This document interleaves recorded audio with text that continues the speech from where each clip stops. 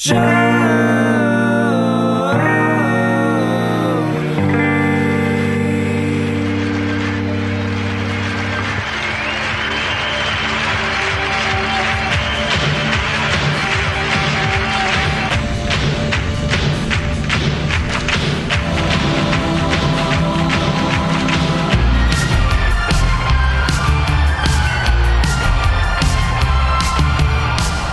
hello, everybody. Welcome to another installment of Show to View with Mike G, the show of life, the show of Bakersfield, Portland, Mezcal, Tequila, and so much more. Today's guest is the amazing Clayton Szczech, COO of the Cata, a dedicated tequila bar in Tequila. You would think there'd be plenty of these, but this is an innovative project, and also the co-founder of Experience Mezcal and Experience Tequila, guided and curated tours diving into the deep cultural and production impacts of both tequila and mezcal. He was a servant for the public in Portland. He's a front man to a band way back, and I can't wait to sing karaoke with him very, very soon. Clayton was in town last South by Southwest, but this chat is amazing, and I cannot wait to go back to Jalisco and visit Cata. So, without further ado, I hope you guys enjoy this great chat with Clayton Szczech.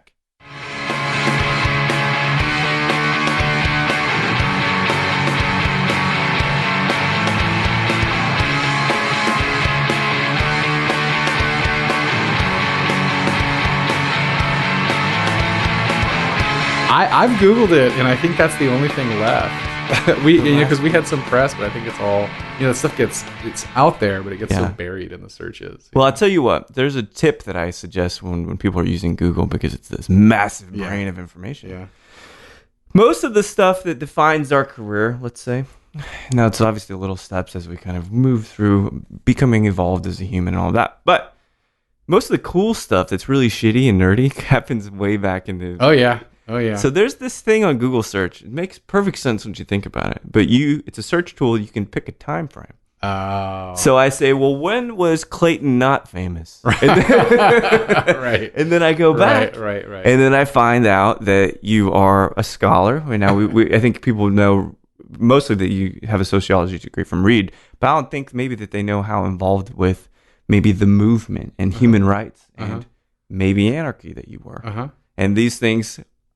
coupled with other things from early on in your career, you get this punk rock mentality and sensibility. Yeah. But first, I want to talk about this music. Right on. You are, I want to guess, sociology, so probably not a drummer. No. Okay, good. I guess those guys would be engineering majors. Yeah. So either guitar or bass, is that fair? I was a front man. Oh, no way. Yeah. I don't have the discipline to learn an instrument well, so So I was lead screamer, no front shit. man. Yeah. So not much of a singer, but I can move a crowd. Who do you like? Like, who is someone that their on-stage presence, you're thinking, man, that is pretty motivating. I like that. Well, I mean, my first inspiration, it's pretty obnoxious to think about it now, but my first inspiration is Joe Biafra. Oh, well, that's great. And I fronted a GNR tribute band, so Primera Axel was pretty inspiring too. Somewhere between Jello and Axel. Honestly, I can't make sense of that. That's so right in the middle. It's like you're politically motivated yet self-absorbed. You've got good range, and yet you move around a lot on stage. Totally. Oh, that's kind of amazing. So going back to the punk rock thing. So you were in multiple bands? Well, I was in one serious band, a metal band. Yeah. Anything that anybody would have heard of? If you were in Portland in the early 2000s and you were into that kind of music, probably. Yeah. But other than that, not really. We were called the Bonobo Project. Nice. Yeah. I mean, we had our moment in Portland where we gigged a lot and we did a little CD and but other than that, it was just kind of messing around. We had the GNR tribute band, me and some of the same guys. What was the name of the GNR tribute band? Paradise Citizens. Paradise Citizens. Oh, that's nice. I named the band, and then I had a goofy kind of Gwarish like shock metal band in college. Yeah. Oh man. Yeah. So it's hard because these latest chapters, mezcal, tequila, these are very creative, very passionate spirits, Mm-hmm. And I always imagine them like music. I always see them like music. So this early on, Bakersfield, California, man, agrarian area. Yeah. What kinds of things were you doing in Bakersfield? Well, I was laugh, but it's funny. I mean, I was basically just a nerd. I mean, I've been a nerd and a bookworm my whole life. Yeah. I started reading when I was real little. and was just very absorbed by books and learning. And then in high school, which I didn't enjoy high school too much, but it was a little better than junior high. Junior high was kind of the worst for me. Is it like isolate? So that's kind of what I experienced and moved around so much during. Yeah. Is it isolationism, or is it just like I just didn't really feel the kind of general culture there. Yeah. I mean, it's pretty closed-minded place, pretty conservative place. It may be totally different now. I have no idea. And and I should say, like, this was very much the world I grew up in, which was like the white world, right? Which is really kind of the real answer to how I started getting into, the road that led me to Mexican spirits was just, studying Spanish and kind of wanting a way out to something different. Interesting. So, the kind of suburban culture was pretty boring to me. What did your folks do? What kinds of lines of work? Well, my stepdad's a welder. Welder, okay. Yeah. He worked in oil refineries, and my mom just kind of had odd jobs off and on. Yeah. Cleaning houses, Hospitality stuff like that. stuff, or more like? Well, when I was real little, yeah, actually, when I was real young and my mom was single, she divorced when we were pretty young. Yeah. When I was real little, my mom was a bartender and a waitress, which is the closest I've ever come to working in a bar until we opened a bar last year. Yeah. It was never a line of work I had been in. But my mom was when I was really young, and I have some very early memories of, babysitter doesn't show up or something, and my mom would have to take me to work with her. And I remember she'd make a little desk for me behind the bar, and I'd be back there with my Shirley Temple or my Roy Rogers, reading my books, Man, see, what's funny is that if you look back far enough, there are always intersection points with us in this industry. For sure. My folks met in a bar. Mm-hmm. My dad was her manager, actually. Oh yeah, well, my mom and my stepdad, he was a regular. No way. Yeah, he was a customer at the restaurant she was working at. Yeah, and that's where he started wooing. Yeah. Everybody says it's a bad idea, and I don't recommend hating on your waitress, but in my parents' case, it ended up working out. Yeah, it's a tough one because I met my ex-wife in a bar. And hence the X, right? So yeah. There's some luggage there, I guess, before you bring it in. Well, so feeling a little isolated, you're finding outside cultures to give you this peek into something larger, because it seems like it's just so insular in Bakersfield. Yeah, right? it was, and so I got really into of course in the U.S. most of us don't get exposed to learning a foreign language until basically too late. When you're a teenager. So it was the first time I'd really been exposed to learning a language when I was 13, and I went really hard and heavy into that and got really into Spanish. And then right around the same time, when I was about 13 is when, that was kind of when, the year punk broke or whatever this fourth wave thing that happened. And I was right at the right age for that to happen. And so it's like 91, right? Got really into that. And 91, I graduated from junior high and kind of started transitioning from being a little metalhead to being a little wannabe punk rocker. Was there the band that helped you transition lovely? It was the Dead Kennedys. The Dead Kennedys, I don't listen to them much. They're a little hard to take sometimes, but they're still my all-time favorite band. No kidding. Yeah. Did you have the DK shirts? Oh, I had two DK shirts. Yeah, I had two DK shirts. Yeah, I wore one of them well into college. It was literally falling apart. Tatters. Yeah. The Cub Scout at the grave. It was that the blue and black one. Oh man, and that's a great way, because they were different, because they thought about things and so all right. So, but Bad Religion is one of my favorites. Right? Oh yeah, SoCal. I really into them. That might have been the first. I think that was the first big punk show I went to. Oh really? Green Day opening for Bad Religion in 91 or 92. Those are Stranger Than Fiction days. Too. Great show. Well, actually, or it was Recipe for Hate, maybe. Recipe for Hate. Yeah, but great time in punk rock as far as I'm concerned. Oh yeah. But it's a little bit different. Like Bad Religion intellectualizes the problems with us as people, how we interact with each other, and societies at large, and the government, of course.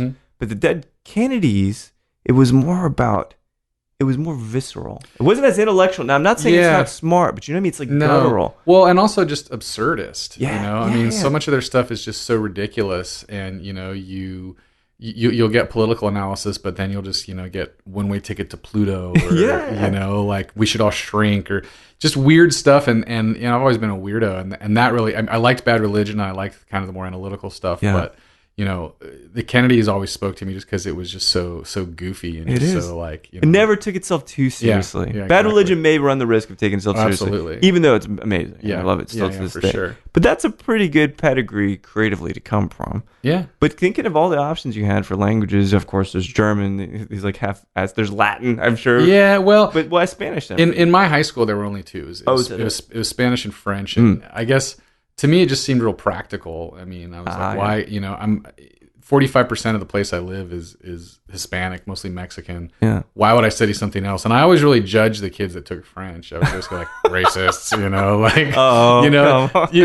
of course all languages are wonderful and people have a lot of reasons to study them, but I truly just didn't understand, why you would choose not to learn something that was going to allow you to communicate with the people around twice you. as many people around you. Yeah. And so for me, it was just a real practical element to it. I grew up in kind of mixed environments, just in terms, a lot of my uncles are in construction. Yeah. So, so you're around these guys, Mexicans. Yeah. Sure. Exactly. And, we had neighbors and, my family's Catholic. So I had Mexican godparents and, it was just a practical thing of wanting to be able to talk to more people. See, it's pragmatic. Yeah. It's because I took French. Yeah. But I did live in Salt Lake City, in all fairness. Right. Not any Mexicans that I can think of at that point. Not in the fucking 90s, yeah. that's for sure. Right. But so it is very practical, makes some kind of sense. But thinking about how you apply this stuff and kind of move forward with it, being a bookworm and being someone that's probably pretty analytical, somewhat creative, did you have to do the academic thing?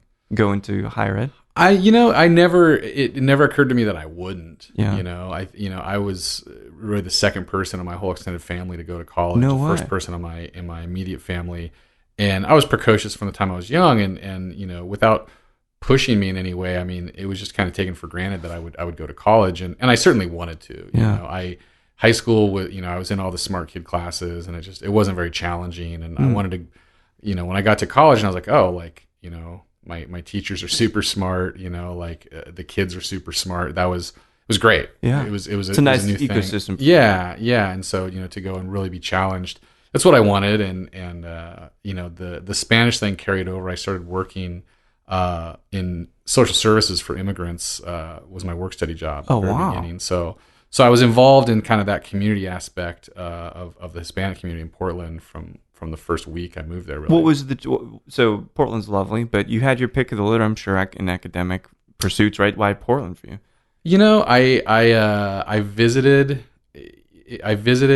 Reed College, where I ended up going, and both the school and the city just were perfect for me at that time. It was small. The classes I attended were really challenging and inspiring, and Portland itself was just 180 from Bakersfield in every way. And so everything about it was just perfect for me. It was never a girl. No, okay. No. That's why I ended up in fucking Austin. Oh no. In fact, no. I was still with my high school girlfriend when I moved there. No way. Yeah. She moved up there with you? No. She was a year younger than me, so she was still in high school. Of course, it didn't last. But it's fun to think about. Yeah, it was a good time. So no, it was the school and the city both struck me, and it took me 20 years to get over the city. Yeah. Wow. School took its toll. I got a little burned out and took a year off and then came back. But still doing social work through that whole time. Yeah. I did social work for many years, and with immigrants, with homeless people, homeless kids, harm reduction, needle exchange, stuff like that. That's amazing. Yeah, mostly kind of worked mostly in the immigrant community at first, and then transitioned sort of to more of the homeless population. But did that for 7 or 8 years probably. Does that take its toll on you? Yeah, for sure. It's hard, you got to take breaks, and some people I think are better at self-care than others. Yeah. And I certainly needed a break at some point, and then eventually, didn't stop doing it. Yeah, it seems like seeing that much, being exposed to what is the plight of so many people, it would just wear heavy on my conscience every day. Yeah, if you're empathetic, it takes its toll, and those of us who are drawn to that type of work aren't always the best at taking care of ourselves, right. And especially at that age, I was so young, taking care of myself was not high on the priority list. So would we all eat probably shitty at that age, right? Yeah. Were you drinking at that point? Yeah. I've always been a drinker. Yeah. But appreciating it the way you do now? Or no, at that point, not really. I mean, I was a little bit into beer the way any early 20s dude in the Pacific Northwest was kind of into beer. Yeah. I liked. Did you have a beard? Just tell me you had a beard. No, I didn't. I didn't have a beard. I probably couldn't have even grown a beard at that point. This is only, I think, the third time in my life I've had a beard. Really? It's pretty plush. I like this one. I've had it for a couple years now.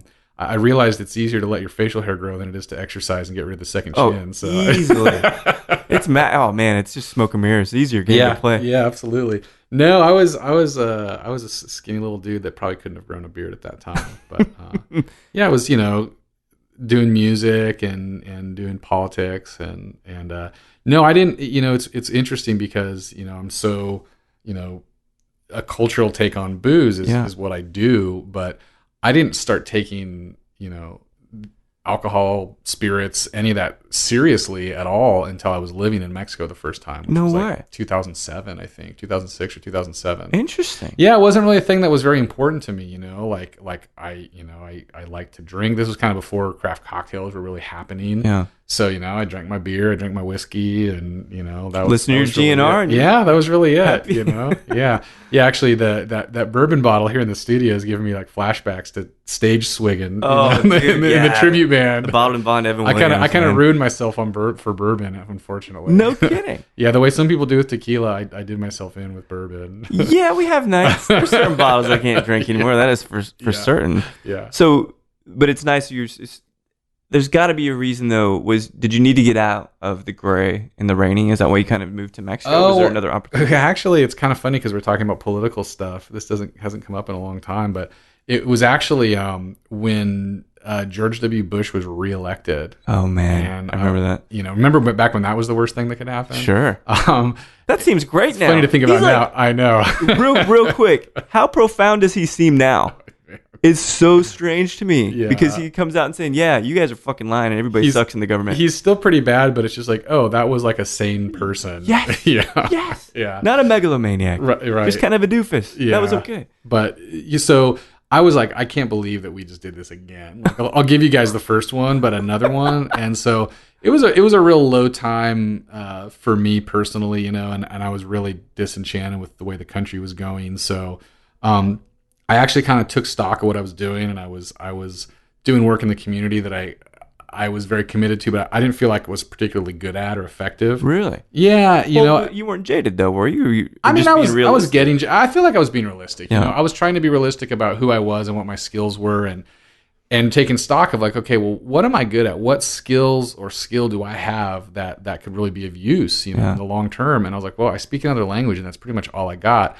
So I just thought, it's time for me to go live in Mexico. And my Spanish, I'd been working professionally in bilingual environments, since I was 17. Yeah. But my Spanish had really atrophied around, professional themes or social work, legal stuff. I was working in the public defender's office at the time, and I thought, well, if I can get my Spanish, to a real fluent level, then I can be very valuable no matter what. That's something that's always going to be valuable. Yeah. So I moved to Mexico and lived there for about a year, and that's when I started taking tequila seriously. Where in Mexico did you move? I lived in Jalapa, Veracruz. It's the state capital of Veracruz. Yeah. Kind of in a weird way, the Portland of Mexico. It's very green, very rainy, very kind of dreary. You get away from it, man. Yeah, it's like the least Mexican part of Mexico in a way. It's culturally a lot more like Puebla, kind of close to the border with Puebla. So yeah, and I was. It's like the least social place in Mexico, and I was at a weird age because, I guess how old would I have been? I was in my late 20s, I guess. Yeah. And so my peers all had families. They were already deep into having kids and stuff, and so I didn't hang out with a lot of people, and I would buy a different bottle of tequila about every week, and I had sworn off tequila before twice, and I kind of got back into it because I wasn't making any money and I couldn't afford anything else, and I just kind of immediately realized, wow, like some of this obviously is really bad, and then some of this is really good. Yeah. It was the first time I really questioned, like, well, why is that? Where does this come from? Yeah. And I just started reading stuff, and I spent months in the library. I was reading a lot about Mexican history too that year in the library, but the internet wasn't what it is today, but there was already a lot out there, and so I just devoured everything I could find. I got into the Blue Agave forum, the Ian Chadwick's forum, which In Search of the Blue Agave, which at the time, and still I recommend people when they want to learn about tequila, go there and just, there's so much information there. Yeah. A little bit dated somewhat maybe, but there, I just devoured that for months and ordered books and got to the point where I felt like I had read everything I could find. And that's when I said, well, this seems so weird. With this plant, it takes 8 years to grow. What are you talking about? Like, it sounded alien. It sounded like fiction. Yeah, yeah. And so after about a year, I was ready to go back and back to Portland. Yeah. Yeah. And I was like, well, on my way out, I'm going to go see this town called Tequila because this just seems too bizarre. And I went there, and the town just really captivated me, and I just wanted to keep coming back. Man, people again. Yeah. I mean, so you majored in sociology. It seems like you pay your dues to help people. You worked in the public defender's office. You're helping homeless, helping the underprivileged, so financially constrained, right? Mm-hmm. And then you kind of take that and evolve and say, you know what? Maybe I'm going to now bring people into this other thing. Yeah, it's a positive thing. Yeah, right? It just kind of happened. I mean, it is in a way a real abrupt shift. But I was heading back. I didn't really have a plan for what I was going to do. I wasn't I wasn't against going back into what I'd been doing, but I really had no plan. And then I got to this town, and I really liked it, and it seemed really special. And the industry seemed like something totally unique. The tequila industry, right? And there wasn't a lot of tourism happening. I mean, I think Mundo Cuervo had opened maybe a few years, maybe 4 years before. Mm. The Ruta de Tequila, I think, started that year. It was very new, and so there were a few local operators, but there wasn't a lot happening with tourism. And the way some people, they're good looking, people say, oh, you should be a model, or if you're real funny, people say, oh, you should be a stand-up, right. For whatever reason. What did they tell you? Over the years, I had been told, oh, you should be a tour guide, but you file it away like one of those. Why? Because I like, I like showing people where I'm from, or where I live, or places I've been. And so, with different friends traveling, or when they were visiting, I would just kind of be like a little tour guide. And do you feel like you're a good host? Like if someone comes into your place? I am now, I wasn't always, but I actually took a long trip to Turkey one time, and I was in Turkey for 4 months, and just the everyday hospitality of people really blew me away. And that was a moment, that was like in 2003, and that was a moment where I committed to being a better host in my home. Nice. I'm still not great because I'm never home, so there's never like food there or anything. Well, then that's a good excuse. Perfectly excusable. Yeah. But, this was in the back of my mind that, 2-3 people over the years have been like, oh, you'd be a good tour guide, and take it seriously. But then I just looked around, and everything just kind of fell into place. Like, there's a big opportunity here. No one's doing exactly what I could imagine myself doing. I think I'd actually be good at it, because honestly, my priority, or my objective was, I want to come back here, but I don't want to pay for it. I want to keep coming back. And yes, and I want to share this with other people too, but there was certainly a selfish aspect of like, I'd like to be coming to Mexico regularly. And if I didn't have to pick up the tab, that'd be great. Sure. No, but I mean, that's reasonable. That's actually entrepreneurialism if you think about it. Yeah, it's crazy because I never felt particularly entrepreneurial, but this was just the time and the place where, it just appeared to me. I don't want to say I had a vision, because it appeared to me, It came to you. Yeah. So this makes sense, right? So you find this place, you're like, there's an intellectual element to it, right? There's some good science. Yeah. I've got this element where I can host people, show them things, feel like I'm connecting them to this thing, like a conduit from the West, East meets West, right? Even though it's both West. But so then you think, okay, well, what's the next formation of this? What's the next evolution of this concept? Is it the Experience Tequila site? Is it that? Yeah, like I started, that name occurred to me because, and for me, the concept is, it's like a command, like Experience Tequila, damn it, Oh, like, I see. Okay. You don't just drink it, you experience it, I thought there would have been an exclamation mark in the URL then. I should have been, I know. Motherfucker, right? Come on. Right? But it's like, come down here, experience this, because there's a culture here, and it goes kind of back to my, my academic background, but for me, all spirits and wines and things like that, they're an angle. They're an angle to look at the culture. They're a lens to see into the culture. Absolutely. And gastronomy is another one. Dance is another one. Music is one. Visual arts. Yeah. These are all different angles on looking into something that we call culture. And so the spirits, especially in Mexico, being so central and fundamental to the cultures there. Is a good and fun one, to learn about and pursue. And so I just knew, okay, I'm going to do tours. Who knows if it'll go anywhere?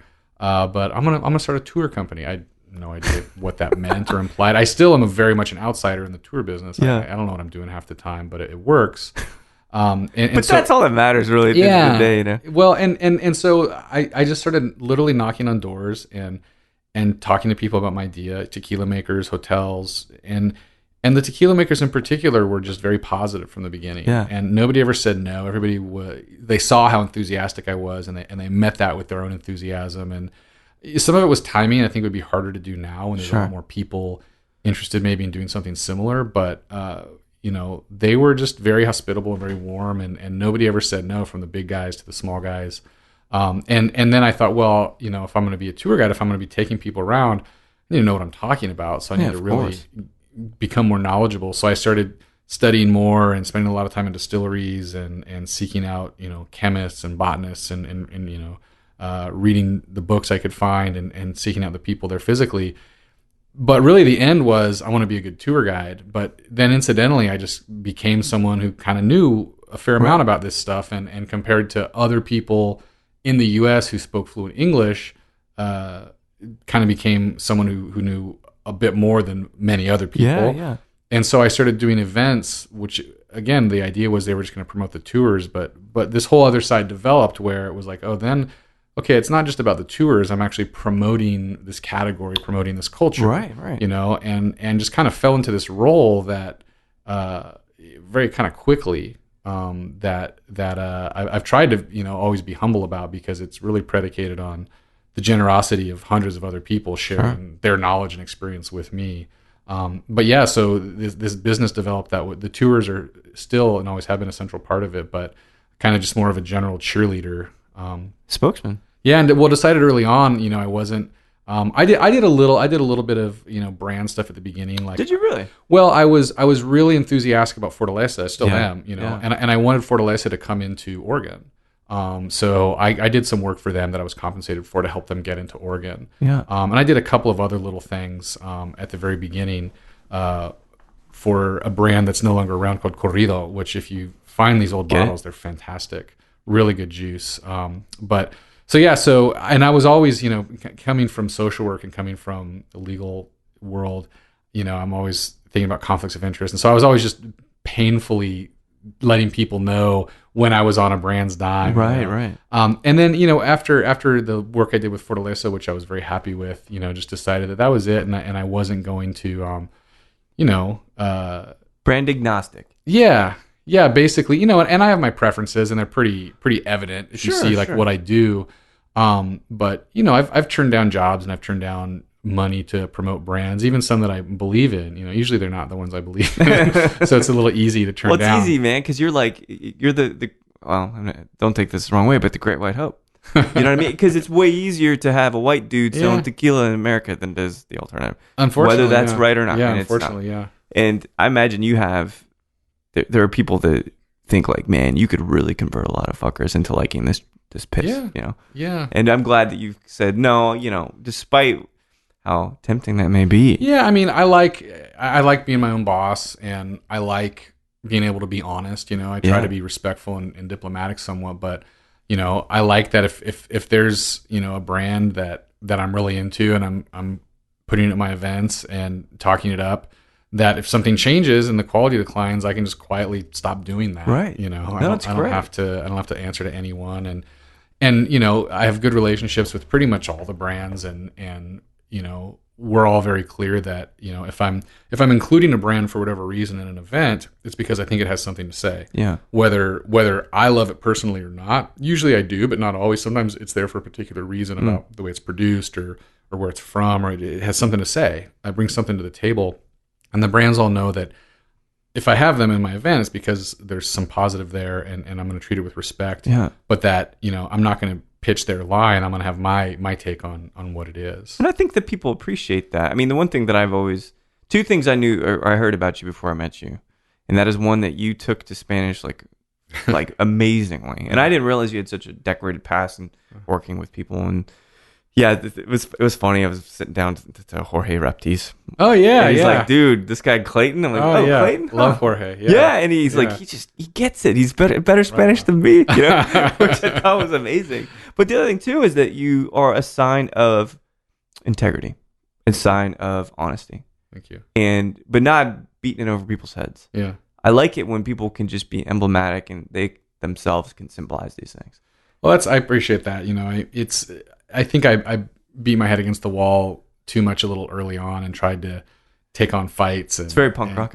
Well, yeah, it gets tiring though, and it just with social media now and stuff. I mean, there's so much noise out there, and there's so much misinformation, and some of it's deliberate, and some of it's just ignorance. But if I try to spend all my time, sometimes I feel like a certain obligation to sort of set people right, but then I realize that'd be a full-time job is kind of fruitless, and I'm certainly not going to be compensated for, and so I just try to do the work, I need to do a better job of writing and getting my stuff out there. And I've built more of a team now. And so I'm getting some of the more day-to-day things off my plate. Luckily, I have some great people working with me.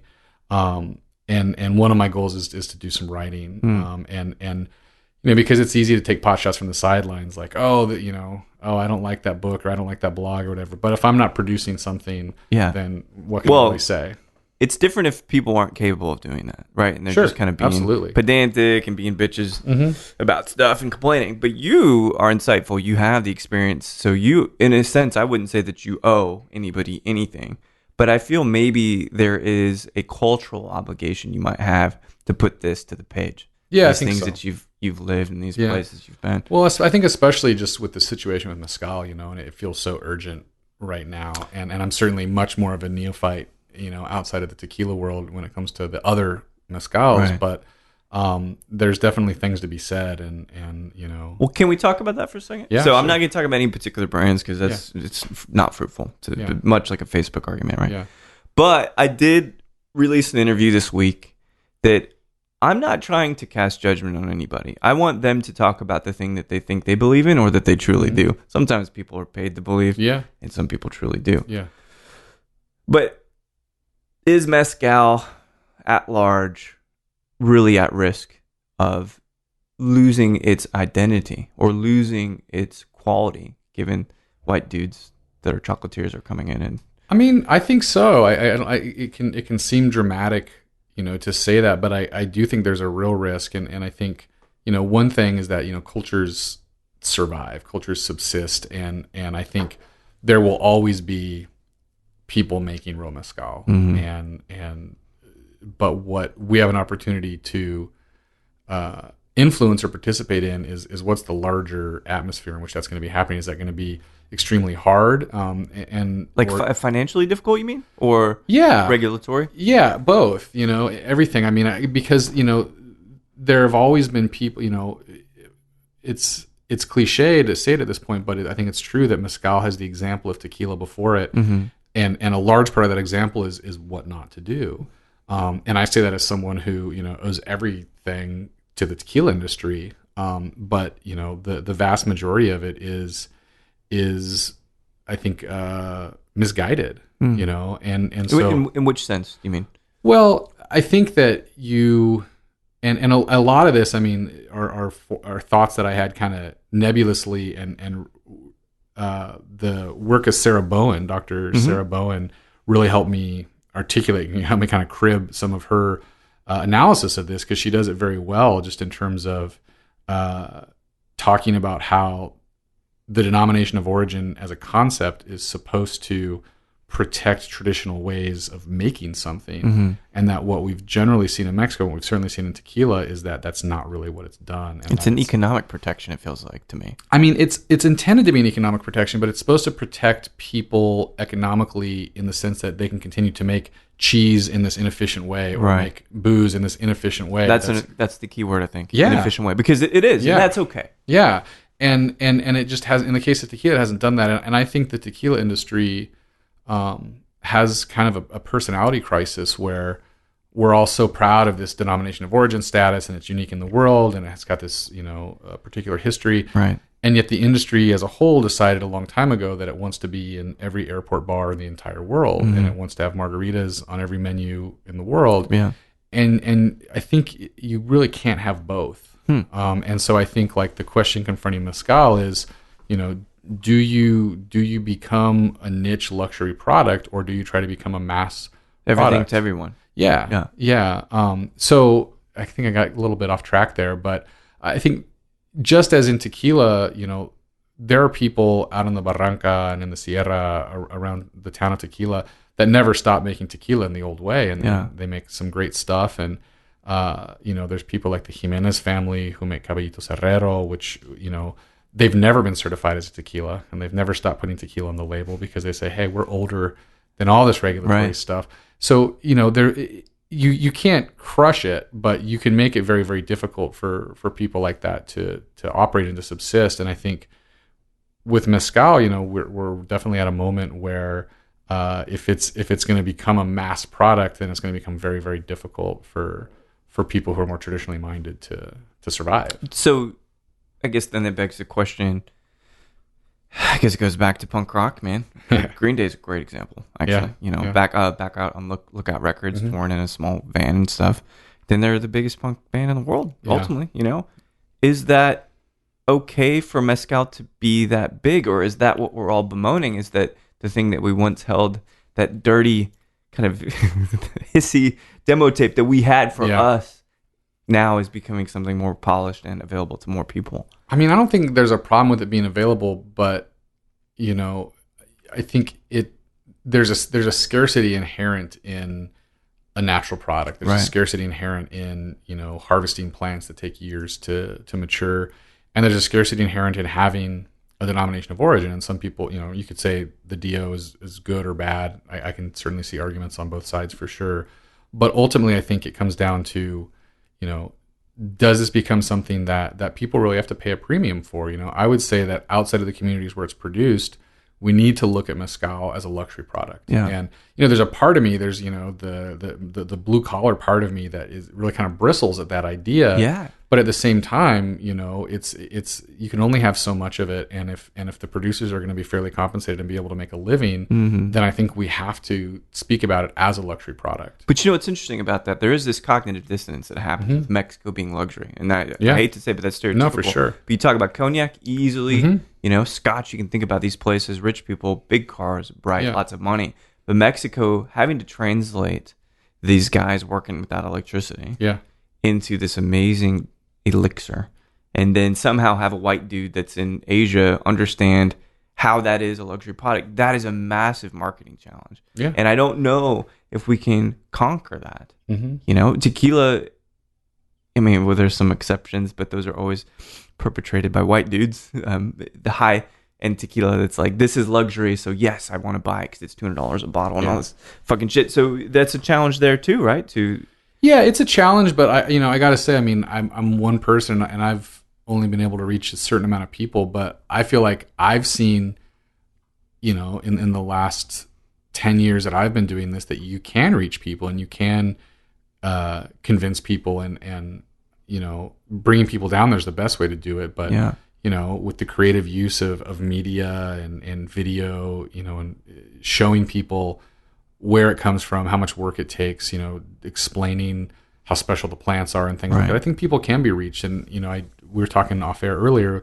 I just got back from Asia, and I think there's a real misconception maybe in Mexico that, they don't really care about it in China. They just want to buy luxury stuff. And I got to say, I found people over there to be very curious, and they want to learn. Absolutely. They want to understand what's behind it. Many of them, are nouveau riche, and they want to spend $200 on a bottle of something just because, but they also want to understand why it costs that. The consumers are becoming more responsible. Yeah. Despite how much money they have. Yeah. And Shanghai is a brilliant example. Because you have people that are deeply inquisitive about everything. They're very creative. It's like finally the shackles are off, man. Yeah. And they get to do these things. And obviously mezcal, I've ever did kind of like a bar crawl one evening, and there are these secret bottles of mezcal at every bar because it's not approved there, right? Yeah. So it's an interesting conversation to have. All right. So for this particular time and place, you're the spokesman. Okay. Which is nice because we have this conversation and no one can argue with us here. This is good. We're running on Close the door. But there are a few brands there are two that come to mind, which I won't name, but they have everybody bracing themselves for the complete disruption and dissolution of mezcal as we know it. And these are two big brands that we know their money plays, their buyout plays. One of them already did get bought out. Is it going to be okay, Clayton? Are we worrying?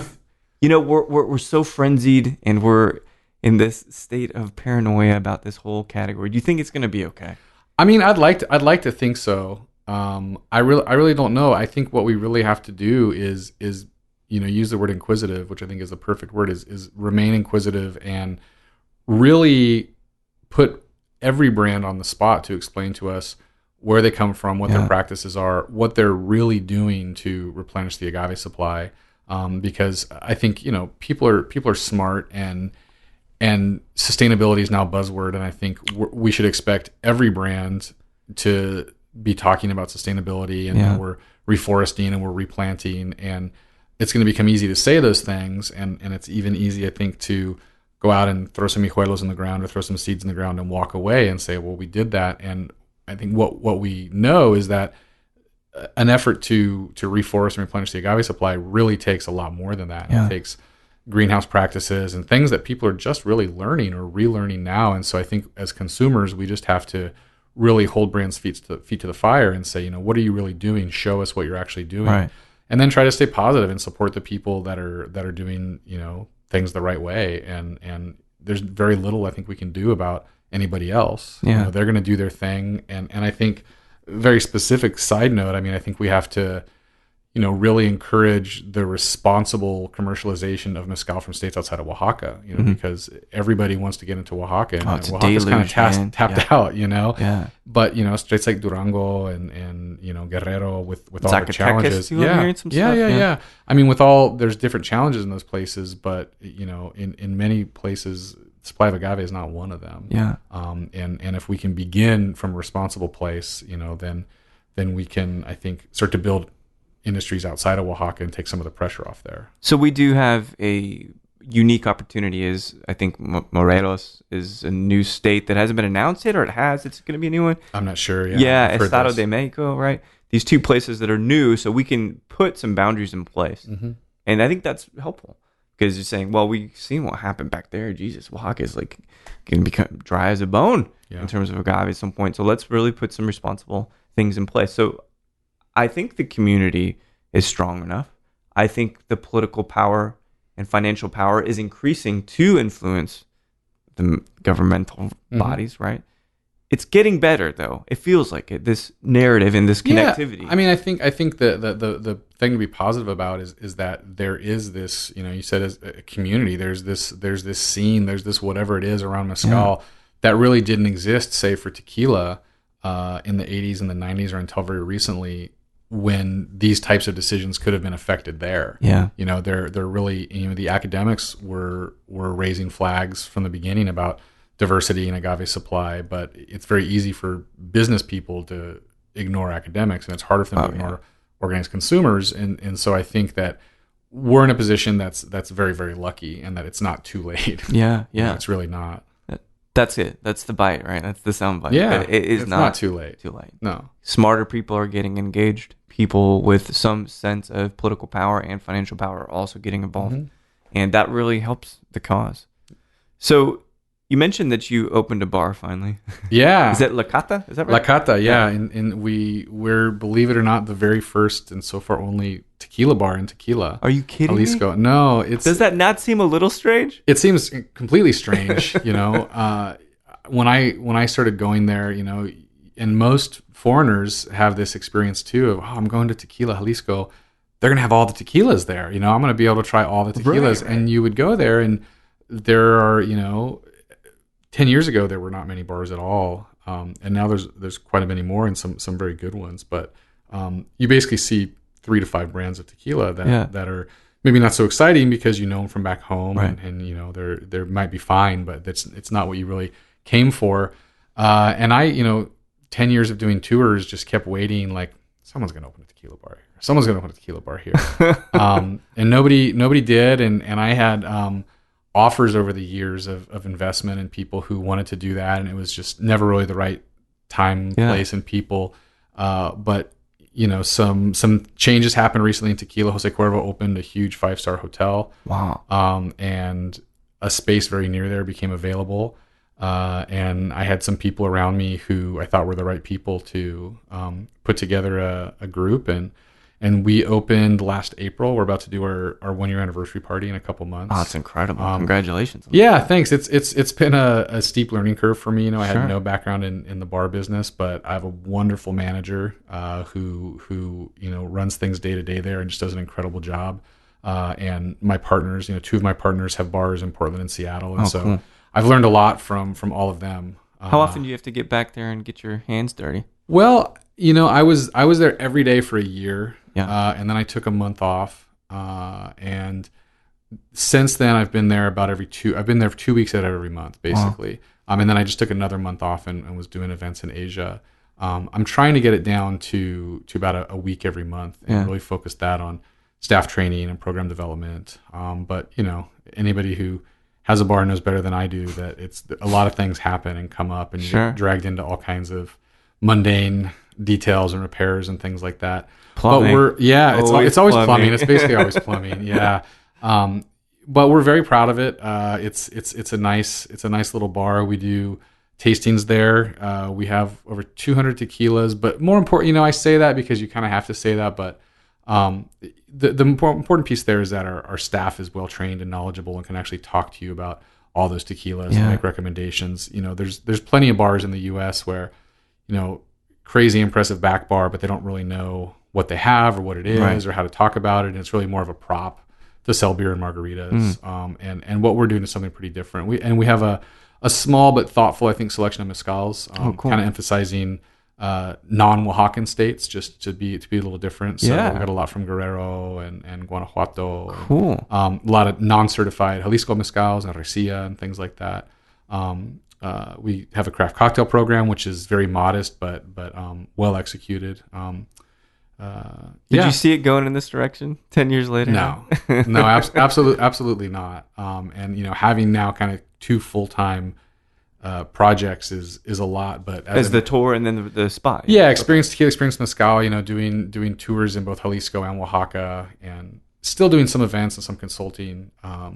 But mostly the tours, and then the bar is a separate project that I have partners in, with which I have partners, and it's a full-time thing. But as I mentioned earlier, I've finally kind of got a team on both sides of this, and so I was kind of alone in the wilderness for many years and doing everything on my own, and now I have a crew of people who are really great and reliable, and it's I'm grateful for that every day.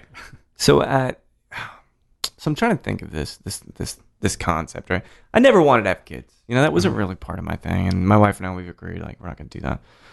That really frees up a lot of my time, by the way. For sure, yeah. I'm the same. So for you, you're 40 now. You have an amazing reputation. You're traveling all over the place, a jet setter. You're doing education. You're a nice gateway into Mexico, right? For folks that have never had the chance to go, or maybe they do it someday. What, personally, do you think that this is something that maybe you'll still always do because you're passionate about it, but do you want to start a family? Do you want to get married and settle down? Is that, is that even a thing on your radar at all? Well, I've for a long time known, I since I was a kid, I've known I did want to have kids. Yeah. So as you said, that simplifies, absolutely a lot of things. But you already have 2 kids. If you think about it, right? Well, yeah. They're bratty and they never grow up. That's right. And they cost a lot of money. Yeah. I'd like my life to settle down a little bit. I'd like to be a little more in the same place and have a little more of a stable life. It's getting to that point. It's been a very busy 10 years, and I'm feeling the miles a little bit, and so I'd like to settle down a little bit. But there's still a lot to be done, and we're looking at locations for a second La Cata within Mexico. Oh, cool. And I'm working on a Recia day tour that I'm going to be going out of Vallarta. So I'm a little bit restless by nature, and the personal life will come together. I'm sure. It does. Well, if you follow your heart, and I know that sounds fucking cliche, but it is really the case. Mezcal and agave finds us. We don't always find it, And it's all because we love it and we're passionate about it. Same thing with romance and all of that. Yeah. And our personal relationships. So can we maybe expect, and perhaps that's too strong of a word, but maybe somewhere in the future you would have a book? Well, I certainly, it might be too ambitious for me to say a book, although it's crossed my mind. I mean, I need to develop the discipline to just write, and take tough, it one step at a time. Yeah. Because I have some chops, like I can put words together, but I'm very lazy and disciplined about that in particular. So I need, and I was when the changes to the mezcal norm kind of burst onto the scene, that was a nice inspiration for me to start doing some writing, but then it fell by the wayside again. So I just kind of need to challenge myself to do some regular writing and then just see where it goes. Because I think you seem articulate. And actually, you know what? Not seem, you are, right? Yeah, I think you understand language, have a mastery of 2 languages, and God, just think about how that would read on the page, like how expressive that could be. I have some things to say for sure. Yeah. That punk rock mentality never goes away either, man. It's on our shoulder. It's almost literally a chip on our shoulder. Yeah, for sure. You know. Well, I got 2 questions left for you. How long are you in Austin? You're leaving like tomorrow? I leave tomorrow evening. Yeah. Man, when's the last time you were in town? I was actually here not too long ago. I came up here. I can't remember. It was a few months ago. Cool. Okay, I didn't realize. Yeah, so we'll have to connect next I almost moved here once. No way. I really like Austin. I really like Austin. Yeah. We dig having you here. It'd be good. Great like community here. Yeah. Man. William for one. I mean, he's a wonderful guy. I like it a lot. So the actual questions now, because I was just curious about the Austin thing is. And I asked this of all the guests. You mentioned you kind of listened to the chat I had with Judah, maybe even Tomas, but. Mm-hmm. You are sipping whatever tequila or mezcal you love and enjoy at La Cata. And you can have a conversation and a drink with anybody ever in the history, so living or deceased. Who would you love to just come into your bar and sit down next to them and talk about life? Oh, wow. That's a hard one. And it changes from month to month for me, too. Yeah. Well, it's super duper cliche, and I can't believe I'm even going to say it, but I just got back from Asia, and I've been doing a lot of reading. I'm gonna say the Buddha. Oh, but that's an amazing. I'm gonna say the Buddha. If he didn't drink, I'm not a white dude with a beard. There is no way he was that happy and enlightened without some kind of spirit now and again. Yeah. And I don't know if it's on the record that he ever did. Moderation. Dude, but that would be amazing. Yeah. Because there is not a topic he would not have deep insights into. For sure. I have some questions. Yeah, and no one's ever said that, by the way. Oh, nice. So I think that's an amazingly uplifting answer. Yeah. All right, so last question. And we're going to go see this movie now, which should be cool. The State Spirit of the Nation. We'll have the filmmakers in here this week as well. But you going to sing again? You going to get on stage anytime soon? Oh, I get it out of my system with karaoke once in a while. That's good to know. I did some karaoke in Hong Kong, and so I'm good. I'm good for a little bit, but that's what karaoke's for. I see. It gets it out of your system. Anthemic song for you, karaoke. What's your go-to? Born to Run. Oh, jeez. These days, Born to Run. Love it. Salt of the earth, man. Mr. Springsteen's brilliant. Well, Clayton, I never thought we would have this opportunity, man. I never thought you'd be in Austin. I never get to sip this amazing mezcal vago Delicious. from Aquilino, man. Sierra Negra. Thanks, Aquilino and Judah. Yeah. Dude, right? These guys. And Judah's in town. Gonna hang with the tall surfer, bro. It's gonna be a fun night. That's absolutely right. So, Clayton, thanks so much for coming in Austin. Mike. Thanks for chatting, dude. Talk soon. Thank you. Well, there we have it. What do you guys think of Clayton? Brilliant dude, right? It's one of those kinds of guys you just want to sit down and chat with and have a couple of mezcales and just talk about life. He's a public servant in Portland, serving the people impoverished and things like that. And now he is in Mexico guiding these amazing tours for tequila and mezcal both. And this is the thing about the agave community. There are people that are very protective about it, maybe even like dogmatic about it. But Clayton is passionate and he's connected to the culture and the people, and he just wants to share. And I think this is maybe the most important tenet of agave, is this needs to be shared. And you can critique it. You can talk about its praises, and you can talk about how maybe commercialization disrupts and destroys a category. But you know what? People like Clayton are out there sharing and being compassionate and caring about the producers. And it's just very, very inspiring. Clayton, thank you so much for taking the time out to sit down and chat. We talk about Dead Kennedys, Guns N' Roses, everything I want to talk about, right? And sipping a beautiful Sierra Negra Tepestate blend that I just finished that bottle. So it all ties back. It's the holiday season. Mezcal is an amazing gift. Knowledge and passion is an amazing gift. So Clayton, thanks so much for chatting with me. And thanks everybody for listening to Show to V with Mike G. You really should check out Bodyguard, a new series on Netflix. British stuff always gets me, and this is really, really pensive, very, very tense, and you will love the show. And if you're thinking about watching Scrooge, perhaps the greatest Christmas movie ever made, please keep it.